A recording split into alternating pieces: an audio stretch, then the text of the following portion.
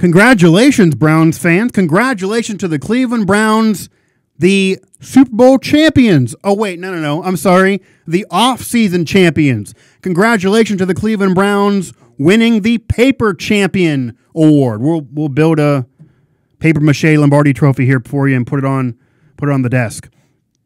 This is another edition of Mic Drop right here on Pittsburgh Sports Live, coming at you from the Beaver County Auto Studios up above Market Square here in downtown Pittsburgh, and a Steelers Now edition of Mic Drop. I am your host, Mike Asti, and I made a career of this. I almost do it for fun, of perpetually hating and picking on the Cleveland Browns, but as much as they really can't be picked on right now, as they're looking to be a contender, they've turned the corner. It's been a very uncharacteristic Cleveland Browns year for sure. We got to pump the brakes a little bit on calling the Cleveland Browns a Super Bowl favorite or even guaranteeing them as AFC North champion. There it is. The Cleveland Browns do the unthinkable, and I was just as shocked as everybody, okay? I get maybe not being surprised about an eventual trade of OBJ and Odell Beckham Jr. being traded from the Giants, even after their GM at the Combine guaranteed he wouldn't be traded and brought up the fact they gave him a new contract. Anyway, people lie, and I'm not shocked about the trade. I was shocked it went to the Browns, though. You can read it for yourself. OBJ, Odell Beckham Jr., the Giants, another historic franchise like the Steelers, dealing with their own kind of malcontent diva personality receiver. Steelers shipping off AB to Oakland, third and a fifth rounder. The Giants get a first. The Giants actually get a few draft picks and get a much better deal, a first and some picks for OBJ as he goes to Cleveland. And there it is. You can read his little blurb. He's excited to join Baker Mayfield, the Cleveland Browns. Think about this for a second, folks. OBJ is thrilled to death to leave the New York Giants, an historic, much more successful and consistently a winning franchise. I know it's not recently, but more of a building block, usually a better place to be, New York as well. You'd rather be in New York than, say, Cleveland. And thrilled to death now to go to Cleveland, Ohio, Northeast Ohio, where there's gnats. I was once in Cedar Point, Northeast Ohio. Granted, this was actually during the game that LeBron won his first championship with Miami, so it was a very weird situation. I was kind of scared that maybe the world was coming to an end, literally. And plagues and bugs and gnats were going to attack us and kill us all. But literally, gnats did actually attack the rides and go on everyone's faces. I mean, that's what you get in Northeast Ohio. It's Cleveland. It was a cursed city until LeBron brought a championship home to the Cavaliers in 2016. 1964 was the previous championship citywide prior to 2016. Yeah, the Indians were in a couple, and they were even in the World Series in 2016 against the Cubs, but they lost, and they're still cursed individually. And the Browns are just a moribund franchise for 20 years since returning to the National Football League. Haven't been in the playoffs since 2002. They've been horrendous. They had a winless season. Joe Thomas, one of the greatest linemen of all time, never even appears in the playoffs because of how bad they were. Never even a contender. Never sniffing contention in the offseason or really anywhere else. And now they bring in Odell Beckham Jr. Chubb's now there. Kareem Hunt is there. Kareem Hunt, we don't know the suspension and what that's going to be, but Kareem Hunt is there, an elite running back to say the least. There were rumors of them being involved in Earl Thomas, even though he signs with the Ravens. I mean, they're major players. They're making moves. Their defense is stellar.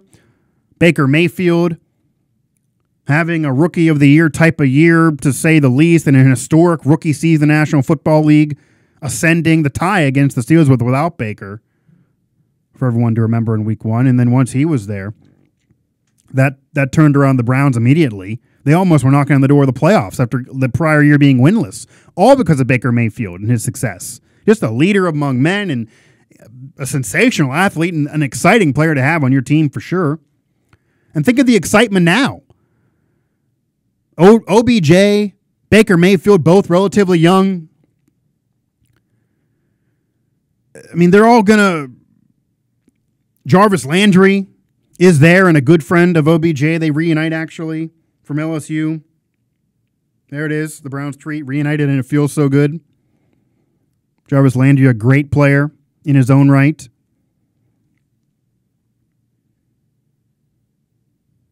And again, the Browns on paper, congratulations again. Paper champions, Super Bowl champions of the offseason. but pump the brakes in terms of hoisting the Lombardi Trophy, something the Browns franchise has never even come close to doing in 30 years. And yes, they were close in the late 80s, but Ernest Biner, etc., the drive, that was when they were really cursed, and the curse kept rumbling up and creeping its ugly head, and they never able to even get into the Super Bowl. One of a few franchises to never even appear in the game. And along with the Lions, the only one really to have been around a long time and be historic and not yet get there. But Baker Mayfield, a young stud. Jarvis Landry, a great player. Success there. Kareem Hunt, depending on how many games he misses, certainly could help that team. And OBJ, one of the best receivers in football, one of the best playmakers in football, and is going to love being around Baker Mayfield. Weirdly enough, how weird again is this? The New York Giants franchise, with their 4 Lombardi trophies, looks like an expansion roster. They have an aging 38-year-old quarterback who had a well overrated career that'll probably be in the Hall of Fame someday because of his last name, but won them a couple of championships, 2 Super Bowl MVPs. So he has provided some moments, even though it's been a roller coaster ride overall. He's nothing now. I mean, he's done. He's flat done. And he's going to be their starter due to sentimental reasons, really. 38 years old. Saquon Barkley, again, a stud. Rookie of the Year caliber last year, immediately, an historic type of year for a running back. A playmaker out of Penn State.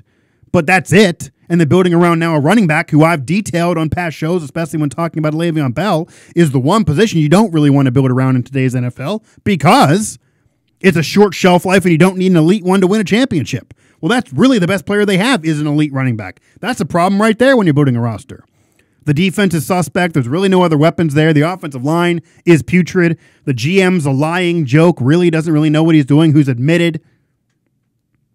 He doesn't look at analytics, which is basically saying he doesn't think in today's NFL because that's insane to ignore analytics. You don't have to love analytics, but to ignore them and admit it, that's insane in today's pro sports world, really, not just the NFL. And a head coach with no experience who's proven nothing. And a team that couldn't even tank right. They won a game at the end of the year against the Bears. They should have, if they would have lost, they would have been in a better position now. They couldn't even tank properly. They look like more of an expansion team and with no future really in sight. They look like the Cleveland Browns, whereas the Cleveland Browns look like the Giants often do. A quality roster, at the very least, an entertaining roster with a quality quarterback, a quality weapon, quality players around, a quality line, quality defense. And it appears a sound management structure now. Head coach maybe needs to prove himself, but still, the odds would say if you player Team X, Team B, if you didn't know and you didn't know football at all, you'd guess that the Browns were the Giants and the Giants were the Browns right now, based on history and based on common sense. Well, it flips around right now, and the Browns end up with OBJ. It's crazy. It really is. We're living in a wacky world. What a time to be alive, folks.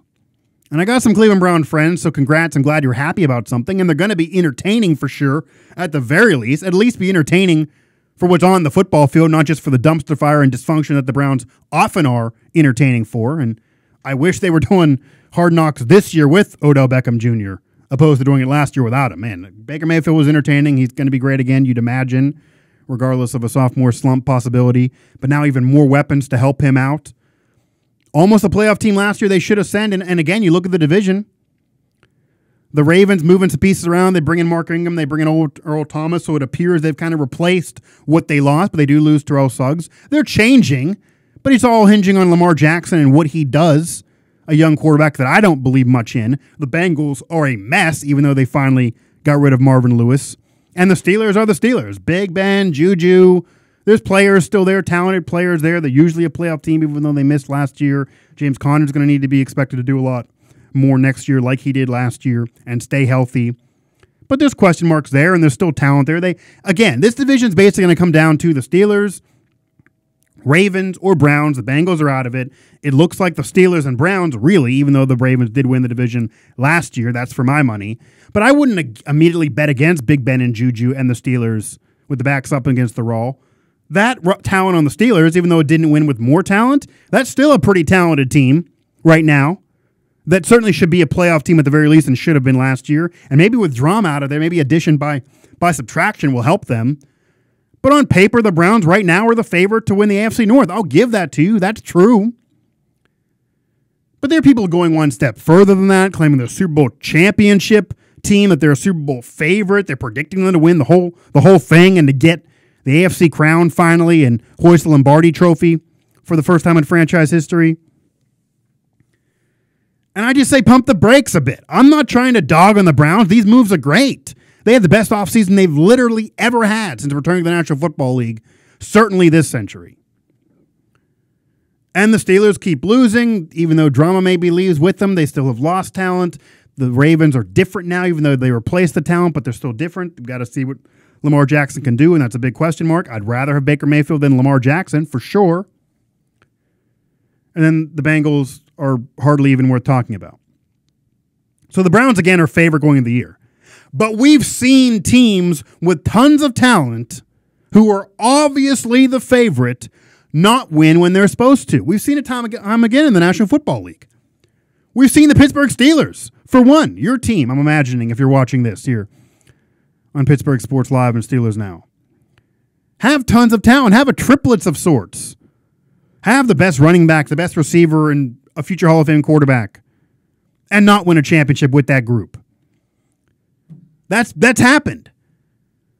The Penguins have Stanley Cups. They've had success with Crosby, Malkin, Kessel, Letang, Yager, Lemieux in the early 90s, of course. But there's also been years, 93 was arguably the best Penguin team ever, the year after they won back-to-back Stanley Cups. A more talented roster that was arguably even better in the regular season. That team didn't win the championship. You could say maybe even last year's Penguin team was more talented than some teams that did reach the Stanley Cup final, that did win. There's a whole argument to be made that the 2008 Penguins team was better than the 2009 Penguins team because that 2008 team had Marian Hossa, the 2009 team didn't. The 2009 team won the Cup with a similar roster besides deducting Hossa. And the same thing for the Red Wings. They were better the year with Hossa, at least on paper. You'd rather have a future Hall of Famer, but they lost with him and they won without him. It's not a guarantee to have the most talented team and to win a championship. We've seen teams. We've seen the Lakers in 2004 in the NBA. Little corner three shout out here on PSL. Build the Gary Payton, Karl Malone Hall of Fame squad with Shaq and Kobe already there and Derek Fisher still playing well. Robert Horry. That team got to the finals, sure, but they lost to a Pistons team that Chauncey Billups might be a Hall of Famer someday, but that's it. And they were mostly a collective team that couldn't even score 90 points a game. That team won a championship, winning 4 in a row after losing game 1 to Kobe and the Lakers with that group, with 4 Hall of Famers. And yeah, a lot of the time, most talented team does win, but a lot of the time, the most talented team does not win. A lot of the time, they don't. And if I'm going to bet that if ever there's a time that the most talented team won't win, I'd like to bet against Cleveland based on what I know from the history of that franchise. And you can't blame the full history on these guys, I guarantee. I know, I agree, I guarantee that. But still, I'm just asking everyone to pump the brakes a little bit. The Browns had a great offseason. They're deservingly so the paper champion of the offseason. They've had a better offseason than the Steelers, for sure. Really than anybody else in the AFC North and maybe even mostly in the conference or in the NFL. They've had a great offseason. They're the paper champions right now of spring. And they're the favorite going into the year to win the division. But to advance that, to winning the conference, to winning the Super Bowl when they've never done that, pump the brakes. I wouldn't be shocked at all I'd be shocked if they don't at least contend, but I wouldn't be shocked at all if they miss the playoffs and knock on the door again and fail. I wouldn't be shocked at all if the Steelers still win the division and they get a wild card. I wouldn't be shocked at all if they go in the playoffs right away and lose right away with a relatively young and inexperienced team. And remember, Odell Beckham Jr. in 5 years with the Giants and decent rosters throughout, even though they weren't good the last couple of years. Only 1 playoff appearance. Only 1 postseason appearance. They didn't win any playoff games. That was the game against Green Bay right after him and his teammates going to South Beach in that picture that's in social media lore forever. And there's some memes with that, by the way, where they're plucking people out, and that's glorious. Do a little search for that one. But there's no guarantee of having a premier wide receiver like OBJ are going to be a great team. There's no guarantee you're going to win a championship or even win a division or even be a playoff team Baker Mayfield could have a sophomore slump even with more weapons. It could happen. It's happened to a lot of great players, as great as he was his rookie year. And the defense played well, and the defense has been stellar. But again, there's no guarantees of anything, and other teams still have a lot of talent, at least in the defensive side of the ball. The Ravens were able to replace Suggs with Earl Thomas, who you actually would figure has more of a future than, say, Terrell Suggs does. So that actually helps them there. Again, the Browns, congrats on the offseason. Surprising as hell. Entertaining as hell. Maybe this will be good for the NFL, actually, in a way. Although it won't be good for the NFL to have the Steelers be bad, which could happen. And I'm happy in a way for some of my friends that are Browns fans. They haven't had any offseason like this ever. They don't know this. At least there's excitement in spring for the Browns that it's not just about the draft. Think about that. It's amazing. But that does not mean immediately we should be giving them the Lombardi Trophy. It does not mean we should be throwing out sexy picks and trying to have hot takes, and Old Takes Exposed will probably eventually be exposing a lot of these people and saying they're going to win the championship, saying they're going to win a Super Bowl, saying they're the best team in the AFC. On paper, sure, they go ahead, say they're the favorite in the division, but it wouldn't shock me at all if they missed the playoffs. It wouldn't shock me at all if this blows up in their face. We've seen talented rosters on paper not get it done. Why does this guarantee to not be another case when history actually has shown that to be the case? History could repeat itself, and there's no guarantees at all. So just pump the brakes a little bit. The Browns had a great offseason. They're going to deservingly show to be a favorite, to be among them.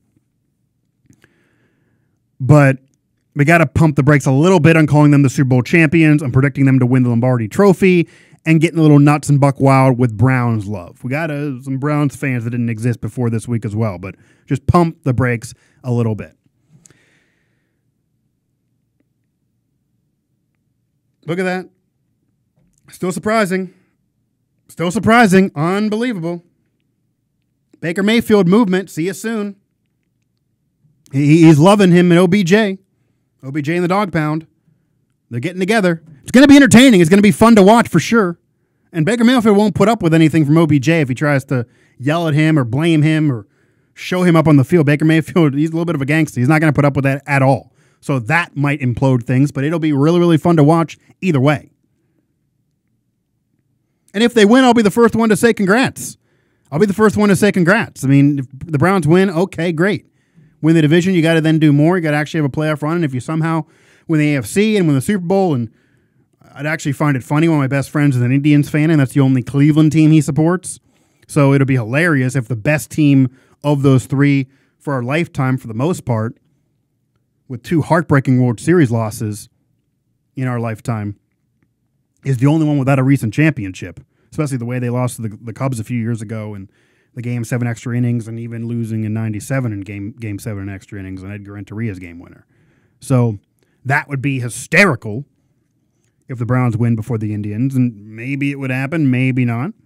Indians a winnable division, but who knows about beyond that. And the Browns have a winnable division. The winnable division in the AFC North right now, they have the best roster for, or at least arguably a favorite in the AFC North. But pump the brakes on saying they're going to win the Lombardi Trophy and Super Bowl. If they do, great. It'll be funny, maybe good for the league. But let's pump the brakes on guaranteeing it, in predicting it, or immediately jumping to those conclusions. Paper champions have not got it done in the past, and the offseason does not guarantee anything for the regular season. Want to make sure to let you know to follow our family of networks here. Follow Pittsburgh Sports Now, Pittsburgh Hockey Now, Pittsburgh Soccer Now, Pittsburgh Weather Now even, with Jeff Frisella, former KDK meteorologist here in Pittsburgh. And, of course, the venture that I'm a part of mostly, and one of the newer ones here within the family, SteelersNow.com. You can also find this content there, SteelersNow.com. All the mic drop shows, especially Steelers-related content. Also, at PGHSportsLive.com. You can find this and everything we do here on Pittsburgh Sports Live. Make sure to subscribe on YouTube. Subscribe to the YouTube channel. Click subscribe right there. Help us get this content to you. Make it easier for us to get this content to you. And follow us on Twitter at PGH Sports Live on Twitter, but also at PGH Steelers Now on Twitter. It's funny. I was shocked. I was shell-shocked, and hey, I'll laugh and congratulate with the best of them. I'm not even trying to Browns hate here. I'm just saying pump the brakes a bit. The beep, beep, beep, back it up before you immediately give the Lombardi Trophy to the Cleveland Browns. Long way from there. But Baker Mayfield and OBJ, they should somehow do a reality show on their own if Hard Knocks isn't doing it for them again. Throw up Facebook Live, Instagram Live, do it on your own. That would be one comedy fest that I won't be able to resist. Because the Browns are going to be entertaining for what they do on the field, not off of it. For really, maybe the first time ever in my lifetime. Certainly in this incarnation of the Browns in this century. It's unbelievable. Unbelievable.